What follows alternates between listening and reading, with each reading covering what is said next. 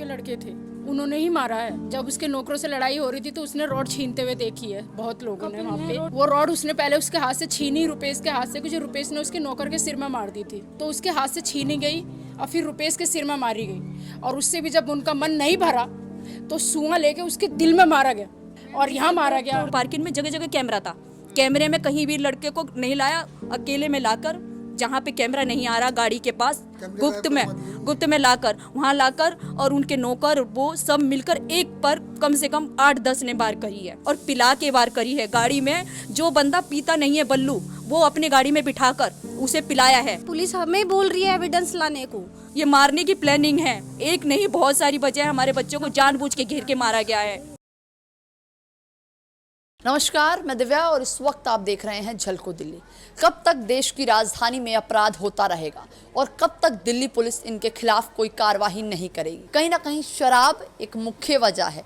जिस तरीके से दिल्ली सरकार की तरफ से शराब को लेकर स्कीम निकाली गई है और ऐसे में शराब इतनी बड़ी वजह बनती नज़र आ रही है कि लोग एक दूसरे पर जानलेवा हमला कर रहे हैं और ये हमला इस हद तक बढ़ जाता है कि आखिर में एक युवक की हत्या हो जाती है। आपको बता दें कि इस वक्त एक मामला शाहदरा के भोलानाथ नगर इलाके से आया है, जहां पर कुछ लड़कों ने मिलकर एक युवक की हत्या कर दी है।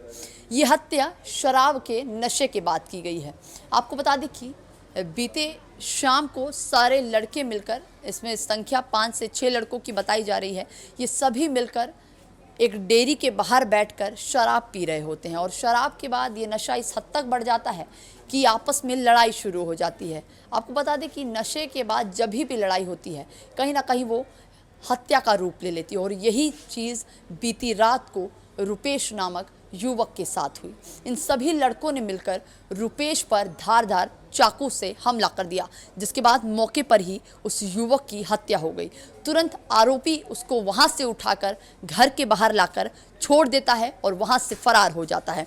आपको बता दें कि इस वक्त हम लोग उसी घर के बाहर मौजूद हैं जहां पर रुपेश को लाकर छोड़ा गया। एक बार परिवार से जुड़ेंगे कि क्या ये हमला एक साजिश थी या फिर पहले से ही आपसी रंजिश चल रही थी, क्योंकि जिस युवक ने इस पूरी हत्याकांड को रचा है, जिन सभी ने मिलकर हत्या की है, वो कहीं ना कहीं रुपेश के चचेरे भाई थे।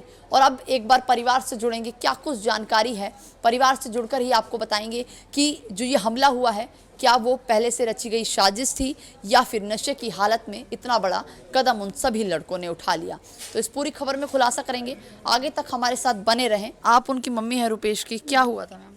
जी मैम, मेरा बच्चा अपने दोस्त के साथ पार्किंग में पी लिया था, उनने भी ड्रिंक कर रखा था, खाना वाना खाया, अपने दोस्त को तो भेज दिया। जो बल्लू था वो लेकर गया उधर, उसमें कपिल है, बल्लू है और शिवाई, इन तीनों ने उसके साथ पता नहीं मारा पीटा क्या करा। मेरा बच्चा उस वक्त तड़प रहा था, ख़त्म हो गया। अपने नौकरों को उससे मरवाया, यानी किससे मरवाया मुझे नहीं पता। अच्छा ये बताइए, आप कितने बच्चे हैं? 2 बेटी 1 बेटा। अच्छा, क्या काम करते थे? ऑटो चलाते थे। ऑटो चलाते। उम्र क्या थी? 22 साल, 12 तारीख को 22 साल का हो जाए। 12 तारीख को 22 साल का हो जाता। ये जो जितने भी लड़के आप बता रही हैं जिनका भी नाम बताइए, ये सब कौन है? दोस्त थे? नहीं, रिश्तेदार कहते हैं, काहे का रिश्तेदार। ताऊ के लड़के थे। उसकी मम्मी ने और बल्लू ने हमें बार बार धमकी भी दी थी कि हमारा खानदान, वो पी के उसके पापा की कभी तबीयत बिगड़ी थी, ये सब जानते हैं, उसकी माँ हाफ है, उसने हमें बार बार धमकी दी थी कि हम तुम्हारे खानदान को बर्बाद कर देंगे। और मौका मिलते ही हमारे बच्चे पे अटैक किया है उन लोगों ने। कपिल है और बल्लू है, बल्लू को छोड़ दिया गया है। हमें इंसाफ चाहिए मैम, हमारे बच्चों को मार दिया उन लोगों ने और सब ने देखा है, हमें खूब पता है। 4 नौकर हैं, 2-4 भूरू भाई साहब, भूरू जो है हमारे ससुर के बड़े भाई के बच्चे हैं ये। इन लोगों ने हमारे बच्चों को मारने के बाद छोड़ दिया। 1 घंटे तक तड़पता रहा है मेरा बच्चा और वो यूँ कह रहे हैं कि हमने देखा नहीं। वहाँ पे 4 घर है हमारी रिश्तेदार का, 4 घर है, 4 घर में से किसी ने देखा नहीं। वो आती हैं हमारी जिठानी, ये बताती हैं कि हमने तो देखा नहीं, हम देखते तो हॉस्पिटल ले जाते, तुम्हें बता देते। 4 घर तक खुद मारने वाले देखे नहीं हैं। पूरी इलाका देख लिया, वो CVD ग्राउंड, वो जो ग्राउंड है पार्किंग जो है, वहाँ के पड़ोसियों ने देख लिया, हमारे अपनों ने नहीं देखा। पहले कोई आपसी लड़ाई झगड़ा चला? नहीं, कुछ नहीं, ऐसा कुछ भी नहीं था, ऐसा कुछ भी नहीं। के हस्बैंड को पीने की वजह से लिवर डैमेज थी। उसकी माँ जो है पागल है, वो सब जानते हैं, वो कुछ भी बोलती है, उसके दिमाग में क्या चल रहा था पता नहीं। वो ये कहती थी कि साथ में रहने की वजह से तुम लोगों ने मार दिया। इस चक्कर में अब उसके मन है, ये तो पूरी खानदान वो भी जानती है और ये भी जानती है। वो मतलब कुछ आप लोगों भी का बोलती पहले है। से लड़ाई चल रहा था? नहीं मैम, कुछ लड़ाई नहीं है। बोलने के साथ उसने ये कह दी बदला लेना है हमें, और उसने बदला लिया है हमारे बच्चे को मार के। हमारे घर का कहते थे बस उजाड़ देंगे, बंस वो उजाड़ बस देंगे। उजाड़ देंगे। वो ये बार बार हमें धमकी देते थे। आज और उन्होंने अपने नौकर को कपिल ने पकड़कर पीछे से भी वार करी है डंडे से, और यहाँ उनके यहाँ पे कुछ जूस वालों को किराए पे रख रखा है। उनका सुआ लेकर हमारे बेटे के, मैं कह रही हूँ जब मैंने हॉस्पिटल में देखा कि ये कैसा निशान है, यहाँ भी सुआ, यहाँ भी सुआ, ऐसे सुआ घोप रखी है, पीछे से सरिया मारकर, और लौंडा तड़पता रहा 1 घंटे तक। सब बता रहे हैं वहाँ पे जितने जने हैं। नौकर को लेके चले गए। और मेरे बच्चे को सिर में चोट लगी है, हमारे बेटे ने मारा है। जब उस पे मार करी है, वो तो जॉब करता था हमारा लड़का, वो सुबह 11 बजे 10 बजे निकला हुआ, शाम को 5 बजे पार्किंग करने आया अपनी गाड़ी। 4 नौकर, 4 ये, 8 ने एक बच्चे पे वार करी है और पिला के वार करी है गाड़ी में। जो बंदा पीता नहीं है बल्लू, वो अपने गाड़ी में बिठाकर उसे पिलाया है। वो पी नहीं रहा क्योंकि उसके घर में उसकी बीवी मना कर रही है, पंचायत बैठी थी। जो पी नहीं रहा वो हमारे बच्चों को क्यों पिलाया है? ये साजिश है। एक पे 8 ने वार करी है।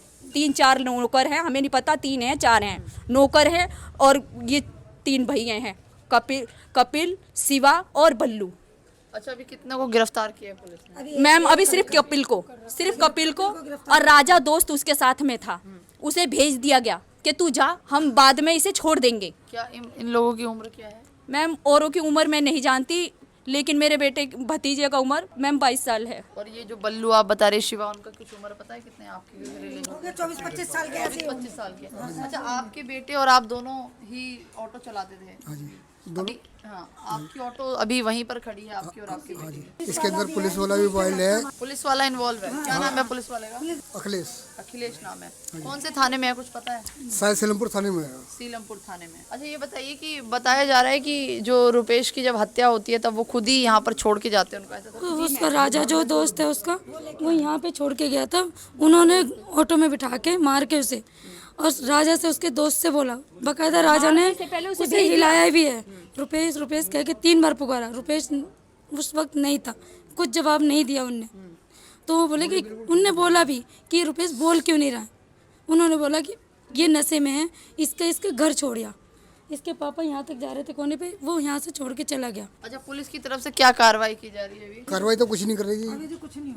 कपिल को पकड़ रखा है मैम, और शिवा बल्लू सब बाहर हैं। क्यों बाहर हैं? क्योंकि आप कैमरे में बात है, हमें कह रही है कि आप विटनेस लेके आओ, जबकि उनके पास सबसे बड़ा विटनेस धारा 203 के तहत वो खुद कैद है।